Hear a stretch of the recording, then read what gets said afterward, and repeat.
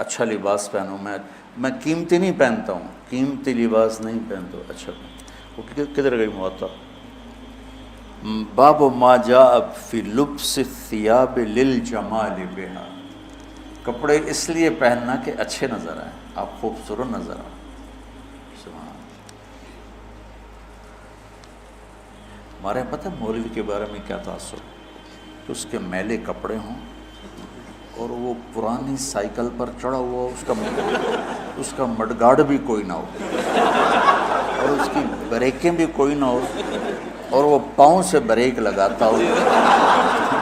یہ تو ہے مولوی. اور جس کے کپڑے اچھے ہوں، گھر اچھا ہو، سواری اچھی ہو، وہ مولوی ہے ہی. مجھے ایک نوجوان نے پکڑ لیا، تم کیسے مولوی، اتنی بڑی بڑی گاڑیوں پہ چڑھتے ہو اور اتنے تمہارے پاس جائیداد ہے، اور مولوی تو سائیکل پہ ہوتے ہیں. یہ انگریز نے تاثر بٹھایا ہماری نسل میں مولوی کے بارے میں. تو میں مہنگے کپڑے نہیں پہنتا ہوں، میں صاف ستھرے کپڑے پہنتا ہوں اور صاف رہنے. اب میں جب مدرسے آتا ہوں آپ کو دیکھ کے میری طبیعت خوش ہو جاتی ہے کہ سارے ماشاءاللہ اجلے اجلے نظر آتے ہیں، اور کوئی ماشاءاللہ نسواری کوئی نہیں ہے.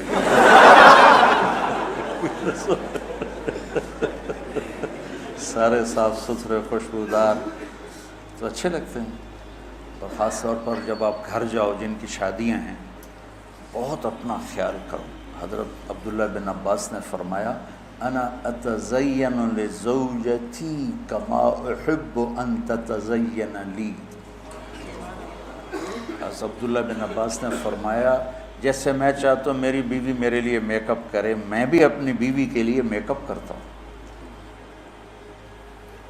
اور اللہ کے نبی نے اللہ کے نبی نے واضح فرمایا تزینوا لنسائکم، اپنی بیویوں کے لیے زیب و زینت اختیار کرو. یہ عین دین ہے، اگر اللہ نے دیا ہے. تو یہ ایک حدیث ہے کہ ایک صحابی کو بھیجا، وہ گئے ہوئے تھے اونٹ چرانے. ثم ادبر یذهب فی الظہر وعلیہ بردان لہ قد خلقا. وہ جب صحابی واپس، اب پیچھے لمبی حدیث ہے، صحابی واپس آیا تو 2 پرانی چادریں ان کے اوپر تھیں. فنظر رسول اللہ صلی اللہ علیہ وسلم الیہ فقال اما لہ ثوبان غیر ہذین. تو آپ نے کہا اس کے پاس اور کپڑے کوئی نہیں ہیں، اس نے سے پرانے پہنے ہوئے ہیں. قلت بلا یا رسول اللہ لہ ثوبان فی العیبۃ کسوتہ ایجاہما. میں نے کہا یا رسول اللہ اس کے عیبہ، وہ بیگ کو کہتے ہیں، بیگ عیبہ یہ چھوٹا بیگ حقیبہ، اس کے بیگ میں ہیں کپڑے 2، میں نے اس کو دیے ہیں. تو قال فادعوہ فمرہ فلیلبسہما. اپنے فرما سے بلاؤ اور اس سے کہو کہ وہ کپڑے پہنے. قال فدعوته فلبسهما ثم ولى يذهب. فقال رسول اللہ صلی اللہ علیہ وسلم الیس هذا خیر له ما له ضرب اللہ عنقہ. آپ نے کہا اس کی گردن ماری جائے، کیا ابھی اس میں یہ خوبصورت نظر نہیں آ رہا؟ فسمعه الرجل فقال یا رسول اللہ فی سبیل اللہ. آپ نے تو مذاقاً کہا تھا، تو انہوں نے کہا یا رسول اللہ پھر اس کو آپ دعائی دے دیں کہ میری اگر گردن ماری جائے تو اللہ کے راستے میں ماری جائے. تو فقال رسول صلی اللہ علیہ وسلم فی سبیل اللہ فقتل الرجل فی سبیل اللہ. تو صاف ستھرا رہنا، اچھا رہنا، لوگ آپ کو پسند کریں. آپ کا پہلا تاثر لباس کا ہوتا ہے. خاص طور پر جو شادی شدہ لوگ ہیں، اپنے آپ کو آراستہ رکھو. کسی جگہ جانا ہو، میرے نبی نے کپڑے الگ رکھے ہوئے تھے وفود سے ملنے کے لیے، تھے کہ نہیں تھے؟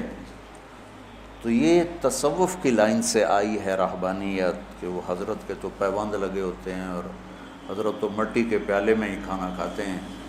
بھائی یہ حضرت کی باتیں حضرت کے پاس رکھو، وہ دیکھو جو میرے نبی نے بتایا اور کر کے دکھایا. حضرت تو سب کے الگ الگ. میں تمہیں سیرت سے جوڑنا چاہتا ہوں. اکابر کی عظمت کے بغیر دین مکمل نہیں. یاد رکھو، اللہ معاف کرے کہ میں کسی بھی اکابر امت کی توہین کروں، لیکن اکابر امت کتنے ہی بڑے کیوں نہ ہوں، نمونہ صرف نبی کی ذات، آئیڈیل صرف نبی کی ذات. لقد کان لکم، پھر آگے فی، سبحان اللہ، ایک لقد پھر لکم اور فی رسول اللہ ہے. ایک ہی ہستی ہے جس کے پیچھے چلو گے تو منزل ملے گی، وہ ہیں محمد مصطفیٰ. محبتیں بانٹو، محبتیں تقسیم کرو، نفرتوں کی آگ کو بجھاؤ اور اسلام پیش کرو. اسلام پیش کرنے کی مثال کیا ہے؟ میں کہتا ہوں بھائی جو 5 وقت نماز پڑھے گا اللہ اس سے جنت میں جگہ عطا فرمائے گا. یہ تو ہو گیا اسلام. اور مذہب کیا ہے؟ یہاں ہاتھ نہیں باندھنے، یہاں باندھنے ہیں، نہیں یہاں نہیں باندھنے، یہاں باندھنے ہیں. یہ ہو گیا مذہب. تو مذہب کی تبلیغ نہیں کرنی، اسلام کی تبلیغ کرنی. اپنی ذات کے لحاظ سے میں بار بار دہراتا ہوں کہ میری بات کو کوئی غلط نہ لے جائے. اپنی ذات کے لحاظ سے ہم امام ابو حنیفہ کے فتویٰ کو مانتے ہیں، اور امام ابو حنیفہ کے مذہب کی وہ تعبیر جو اکابر دیوبند نے کی ہے اس کو ہم راجح مانتے ہیں. راجح یعنی زیادہ صحیح مانتے ہیں. باقی سب کی عزت کرتے ہیں، سب کا احترام کرتے ہیں، سب کو سلام کرتے ہیں. ہمارے اکابر کا حال یہ تھا کہ مولانا اشرف علی تھانوی رحمۃ اللہ علیہ کی مجلس میں کسی نے کہہ دیا احمد رضا خان بریلوی، تو حضرت تھانوی اس پر شدید ناراض ہوئے. حضرت تھانوی کے ہاں تو فوری پکڑ ہوتی تھی نا، اتنے بڑے عالم کو اس طرح بے ادبی سے پکارتے. ہم تو اپنے اکابر کے ہی سیرت اور اخلاق نہیں جانتے کہ انہوں نے کس طرح سلوک کیے. آج جو ہو رہا ہے وہی ڈھول گلے میں ڈال کے بجائی جا رہے. تو وہ ایک جلوس جا رہا تھا، نہیں چلے گی، نہیں چلے گی، نہیں چلے گی، نہیں چلے گی. وہ ایک نے کسی سے پوچھ لیا بھائی کس کی نہیں چلے گی؟ کہا مجھے کچھ پتہ نہیں، بس نہیں چلے گی. نہیں چلے گی.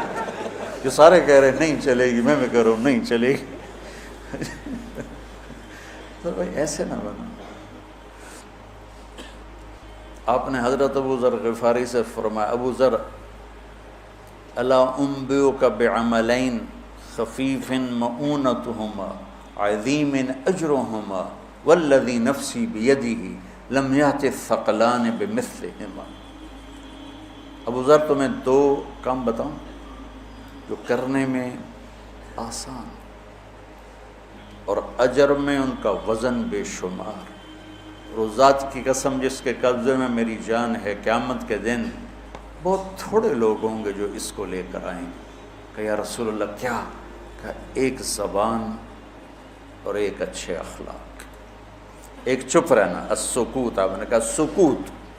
آپ کا سکوت سے مراد یہ نہیں تھا کہ بات ہی نہ کرو، شر میں تمہاری زبان ساکت ہو جائے، اور اچھے اخلاق. ابو ذر رضی اللہ عنہ نے اس حدیث کو ایسے پکڑا کہ اس کے ظاہر کو ایسا پکڑا کہ ایک مہینہ گزر جاتا تھا کسی سے بات نہیں کرتے تھے. ایک مہینہ، اتنی احتیاط فرمائی. اور پھر اللہ کے نبی نے کہا کہ میرے صحابہ میں 4 آدمی ایسے ہیں جن سے اللہ پیار کرتا ہے. وعلی منہم وعلی منہم وعلی منہم. آپ نے 3 دفعہ فرمایا اور علی ان میں سے ہے، اور علی ان میں سے ہے، اور علی ان میں سے ہے. تو کون ہے یا رسول اللہ؟ آپ نے کہا علی، سلمان، ابو ذر اور مقداد. تو ابو ذر ایسے اوپر گئے کہ اللہ تو سارے ہی صحابہ سے محبت کرتا ہے. وَكُلًّا وَعَدَ اللَّهُ الْحُسْنَى، سب کے لیے جنت کا وعدہ ہے. لیکن یہ 4 کا خاص طور پہ نام لے کر فرمایا. پر حضرت علی کا نام 3 دفعہ دہرایا اہمیت بیان کرنے کے لیے. بچوں میری یہ زندگی بھر کی نصیحت ہے، صرف اس درس کی نہیں، کہ اپنی زبانوں پہ قابو رکھیں. جہاں رشتے قریب کے ہوتے ہیں نا وہاں زبان پہ قابو پانا مشکل ہوتا ہے. کوئی پرایا گالی بھی نکال دے تو آدمی پرواہ نہیں کرتا ہے، اور اپنا اوئے بھی کر دے تو دل پھٹ جاتا ہے۔ تو اپنوں میں پھر خاص طور پر بعضوں کی شادیاں ہو چکی ہیں، بعضوں کی ہوں گی، بیوی اور خاوند کے رشتے میں بچوں محبت کو باقی رکھنا اور حسن سلوک کو باقی رکھنا اور میٹھے بول کو باقی رکھنا، یہ تمام رشتوں میں سب سے زیادہ اہم اور افضل ہے۔